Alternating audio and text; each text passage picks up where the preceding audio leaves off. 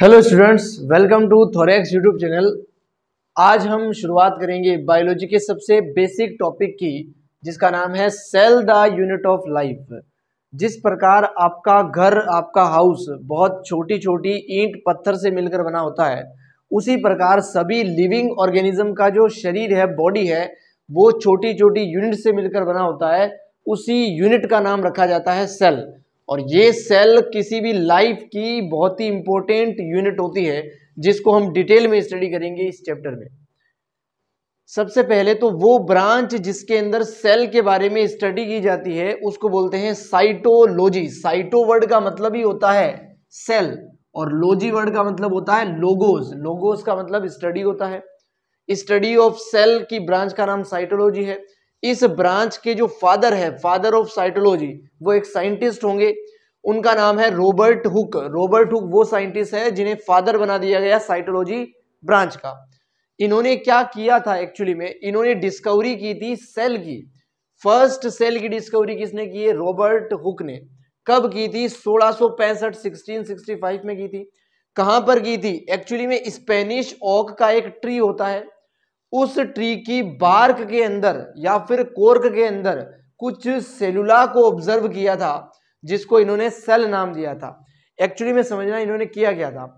इन्होंने एक ट्री की जो बार्क होती है, छाल, उसके अंदर कुछ माइक्रोस्कोप से ऑब्जर्व करना स्टार्ट किया था, जिसके बाद इन्होंने देखा था कि बहुत सारे रूम के जैसे कंपार्टमेंट्स बने हुए हैं। उन कंपार्टमेंट्स को इन्होंने नाम दिया था सेलुला। ये जो सेलुला वर्ड है, इसको बाद में सेल में कन्वर्ट कर दिया गया था।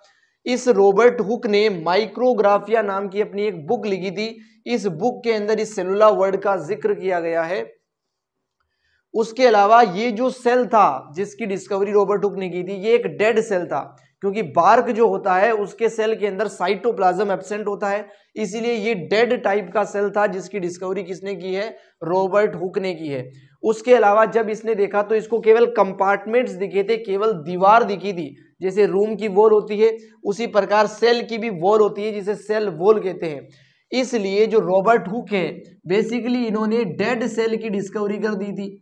बेसिकली इन्होंने सेल की डिस्कवरी कर दी थी। चाहे आपसे पूछे फर्स्ट सेल की डिस्कवरी किसने की, फर्स्ट डेड सेल की डिस्कवरी किसने की, दोनों का आंसर होगा रॉबर्ट हुक। इसके अलावा अगर आपसे पूछे कि सेल वॉल की डिस्कवरी किसने की, तो भी आंसर क्या होगा? रॉबर्ट हुक ही होगा। कब की थी? 1665 में। किसमें की थी? स्पेनिश ओक ट्री की बार्क में की थी। I hope this point is clear to you.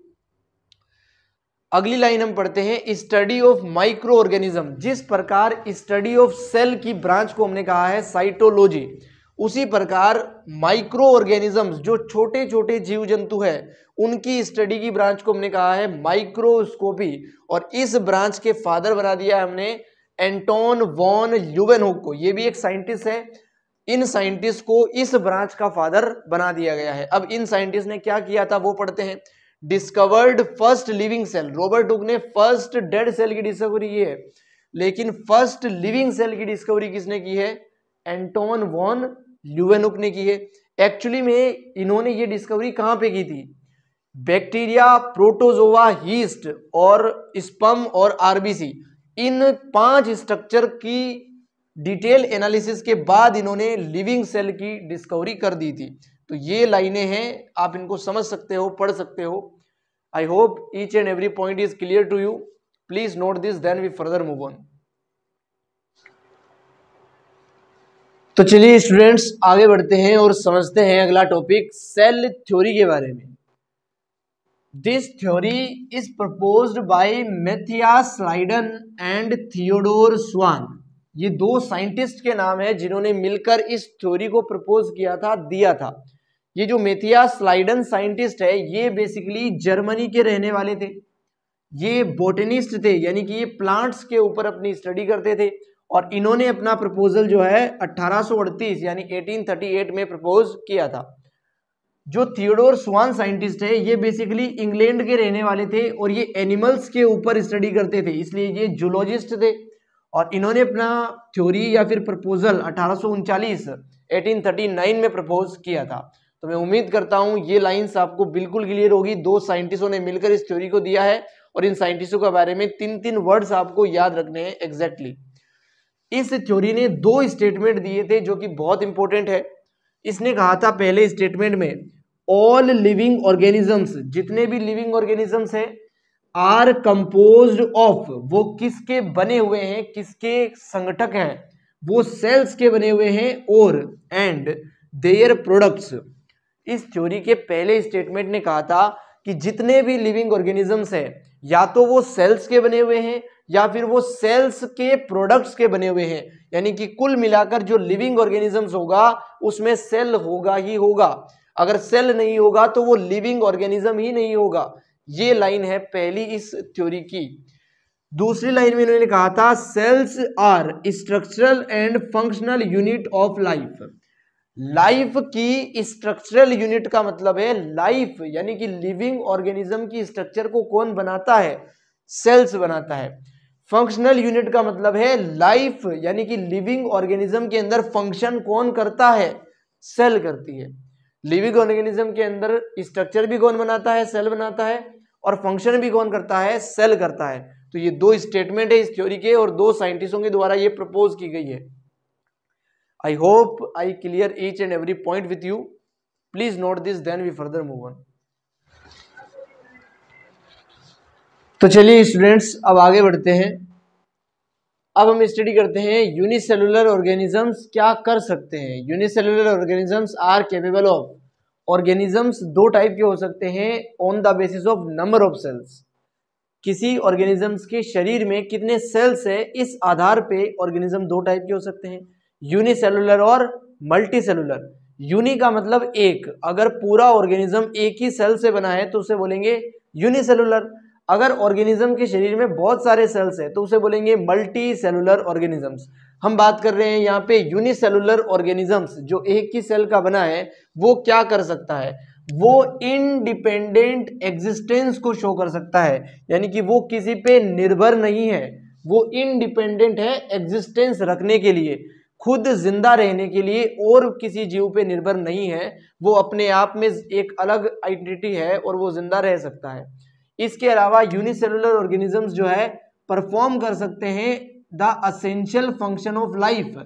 Life को, जीवन को जीने के लिए जितने भी जरूरी काम होते हैं, असेंशियल फंक्शन, उनको परफॉर्म कर सकता है कौन, यूनिसेलुलर ऑर्गेनिजम्स। तो ये दो कैपेसिटी होती है, क्षमताएं होती है यूनिसेलुलर ऑर्गेनिजम्स की, जो एनसीईआरटी की लाइंस है आपको अच्छे से समझ में आनी चाहिए। अगली लाइन हम पढ़ते हैं सेल थ्योरी के बारे में। इन 1838 में किस साइंटिस्ट ने प्रपोजल दिया था, मैथियास स्लाइडर ने दिया था। ये एक बॉटनिस्ट थे, ये सारी बातें हम कर चुके हैं, ये जर्मनी के थे। तो यही लाइन लिखी गई है, इन 1838 मैथियास स्लाइडर, जो कि एक जर्मन बॉटनिस्ट है, जर्मनी के हैं, प्लांट्स के ऊपर पढ़ते हैं।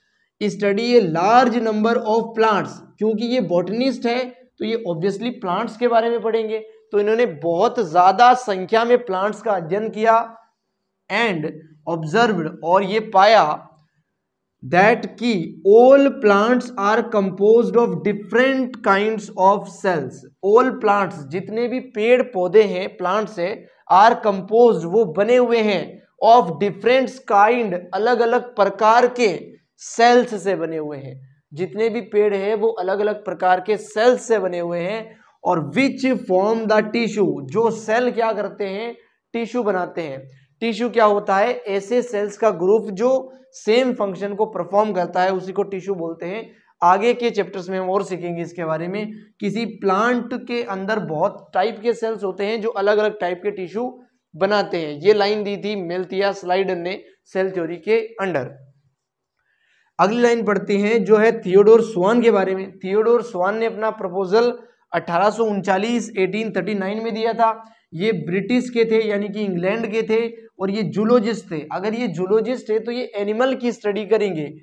इन्होंने किसकी स्टडी की है, different types of animal cells, और रिपोर्ट क्या किया है, क्या प्राप्त किया है, cells had a thin outer layer, cells के पास बहुत ही पतली आउटर लेयर होती है। एनिमल सेल की बात चल रही है क्योंकि एनिमल्स का ये अध्ययन इन्होंने किया है। एक बहुत ही पतली आउटर कवरिंग होती है एनिमल सेल के ऊपर, जिसका नाम रखा था किसने, इसी थियोडोर स्वान ने प्लाज्मा मेम्ब्रेन नाम रखा था इसका। प्लाज्मा मेम्ब्रेन को किसने ऑब्जर्व किया है सबसे पहले?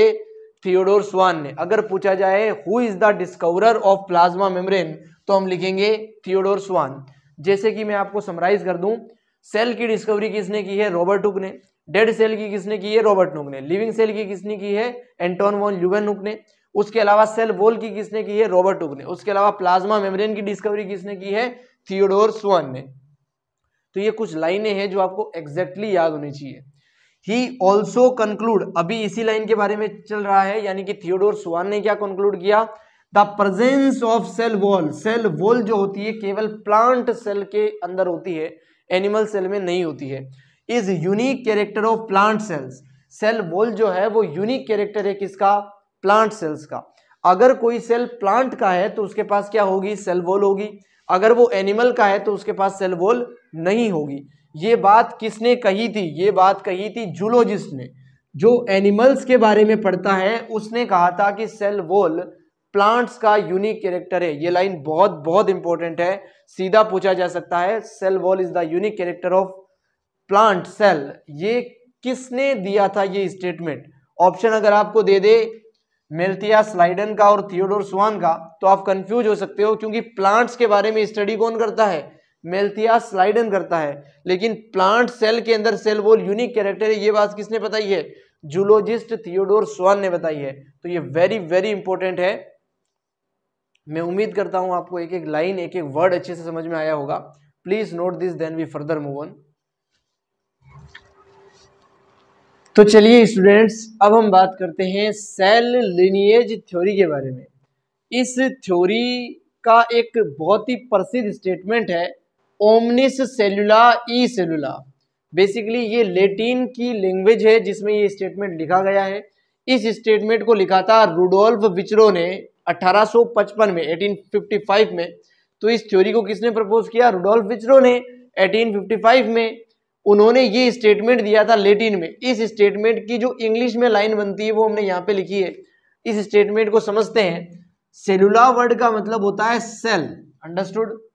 जैसे कि न्यू सेल्स को बोलेंगे ओमनिस सेलुला। ओमनिस का मतलब है न्यू, सेलुला का मतलब है सेल, ई का मतलब है प्री एग्जिस्टिंग, और सेलुला का मतलब फिर से है सेल्स। तो आप इस लाइन को डिकोड कर सकते हैं, new sales arises from pre existing sales. यानी कि किसी बॉडी के अंदर जितने भी नए सेल्स बनेंगे वो पहले वाले सेल्स के डिवीजन से बनेंगे। यानी जो सेल्स अभी बॉडी के अंदर है, जब वो डिवाइड करके दो सेल्स बनाएंगे तभी नए सेल्स बन सकते हैं। नया सेल कभी भी प्रोटीन, कार्बोहाइड्रेट और लिपिड के कॉम्बिनेशन से नहीं बन सकता है, वो प्री एग्जिस्टिंग सेल के सेल डिवीजन से ही बन सकता है। ये बहुत ही इंपॉर्टेंट स्टेटमेंट है सेल लिनिएज थ्योरी का, जो रुडोल्फ विचरो ने 1855 में दिया है। आपको लाइन बाय लाइन याद होना चाहिए। टू मेन पॉइंट्स जो थे सेल थ्योरी के, उनमें कुछ बदलाव किया गया था इस थ्योरी के आने के बाद। दो मेन पॉइंट्स क्या थे? सबसे पहला पॉइंट था all living organisms are composed of cells and their products, और दूसरा स्टेटमेंट ये था कि सेल जो है वो स्ट्रक्चरल एंड फंक्शनल यूनिट है किसी भी लिविंग ऑर्गेनिजम्स का। इन दोनों स्टेटमेंट को थोड़ा थोड़ा चेंज किया गया। उसके बाद क्या किया गया वो यहाँ पे लिखे हुए हैं, all living organisms are composed of cells and their product. ये स्टेटमेंट तो बिल्कुल सेम है जो सेल थ्योरी में था। दूसरा स्टेटमेंट बदल दिया गया, उसमें लिखा गया all cells arises from pre existing cells. जितने भी नए सेल्स बनेंगे वो कैसे बनेंगे? प्री एग्जिस्टिंग सेल्स से ही बनेंगे। कभी भी नया सेल लिपिड, प्रोटीन, कार्बोहाइड्रेट के कॉम्बिनेशन से नहीं बन सकता है। ये लिनिएज थ्योरी के बाद हमें पता चला था। इस थ्योरी को समझने के बाद बेसिकली सेल को ऑब्जर्व करने का तरीका थोड़ा डेवलप हो गया था। पहले के साइंटिस्टों को लगता था कि जैसे हम प्रोटीन, कार्बोहाइड्रेट, लिपिड को इंटेक करते हैं अपने फूड में, तो वो जाकर नए सेल का कंस्ट्रक्शन करते हैं, निर्माण करते हैं। लेकिन रुडोल्फ विचरो ने इस स्टेटमेंट को गलत प्रूफ किया था और हमें समझाया था कि नया सेल हमेशा सेल डिवीजन से बनेगा, जो हम आगे के चैप्टर्स में डिटेल में पढ़ेंगे। इसके अलावा एक साइंटिस्ट और है जिसका नाम आपको याद करना है, रॉबर्ट ब्राउन एक साइंटिस्ट का नाम है, जिन्होंने न्यूक्लियस की डिस्कवरी की थी 1832 में, 1832 में। लेकिन एनसीईआरटी के अंदर इसे 1831 लिखा गया है। तो दोनों डेट्स जो है आपको याद होनी चाहिए।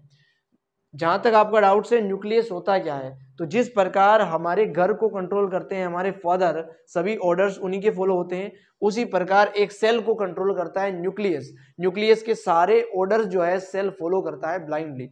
अंडरस्टूड? आई होप मैंने आपको each and every point clear कर दिया है।